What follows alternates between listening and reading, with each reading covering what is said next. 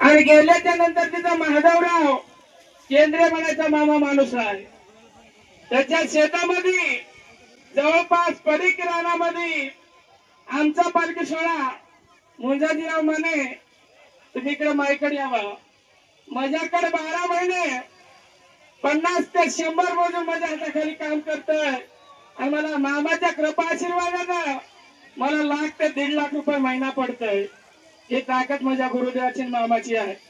जेव्हा आम्ही तिथे कामाला गेलो आणि कामाला गेल्याच्या नंतर सांगितलं महाराज माझ्या इथं गावामध्ये मामाचा पालखी सोहळा आलता आणि आल्याच्या नंतर ही मामाची 15 दिवस म्हणजे 3 कल्प माझ्या रानामध्ये चरले आणि असं एक मामाने अनुभव दिला की मला पहिल्या 3 मुली होत्या आणि चौथ्यांदा मला मुलगी बायका मुलगी बघण्याकरता मी जाऊन काय केलं दवाखान्यामध्ये सोनोग्राफी अहमदपूरला केली आणि मला डॉक्टरला सांगितलं की ही देखील चौथी मुलगीच आहे म्हणून मला रिपोर्ट दिला.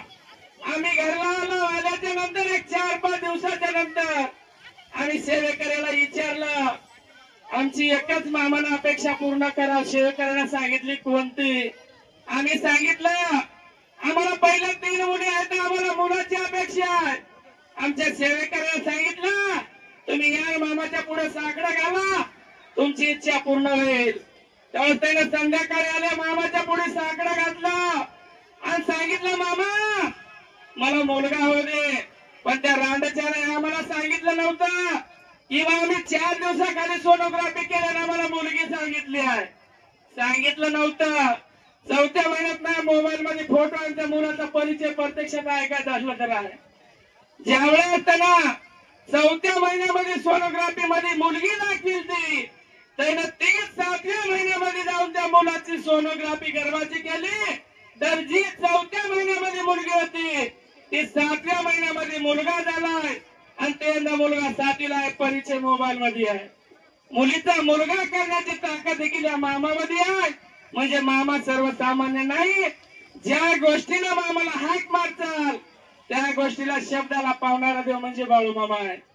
हेच नाही तर हेच मामाचा पालखी सोहळा 12 नंबरचा आमचा पालखी सोहळा दसवाडीला होता आणि दसवाडीला असल्याच्या नंतर तिथला क्षीरसागर नावाचा एक मुलगा त्याचे आई वडील 24 तास आमच्या पालखीवर याचे मामाचाच पालखी सोहळा होता आणि मामाच होते. असल्याच्या नंतर आई वडील सेवेमध्ये काम करू लागले आणि त्यांना एकच सांगितलं की असले हे येण्या लोकांच्या मागे आमचा मी मायबाप लागले तर रात्रभर कामधंदे सोडून गेलेत. एवढंच बोलला. जाऊन संध्याकाळी घरी झोपला. जसा झोपला तसा कमरेपासून चेक खाली निकामा झाला आणि निकामा झाल्याच्या नंतर ती खबर कुठे पालखीवर आली की अशा करता असं बाळूच्या अंगावरून वारं गेलंय. ती गोष्ट पालखीवर आली आणि आल्याच्या नंतर फक्त त्या माऊलीनं आरती करून घरी नेलेला भंडारा कपाळाला लावला आणि त्याच मुलाला पालखीवर घेऊन आले.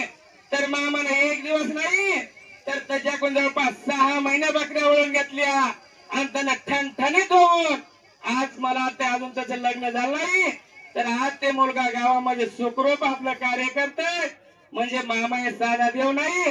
तर एवढंच नाही तर मामाचे आम्ही अनुभव सांगायचे गेले तर आम्हाला दिवसेंदिवस कार्य चालेल. पण गुरुदेवाच्या पुढं आमच्या बाळूमामाच्या नावानं हर्षनाथांच्या नावानं कोळी महाराजांच्या नावानं नेडे माऊलीच्या नावानं बाळूमामाच्या घोड्याच्या नावानं हर हर महादेव. धन्यवाद.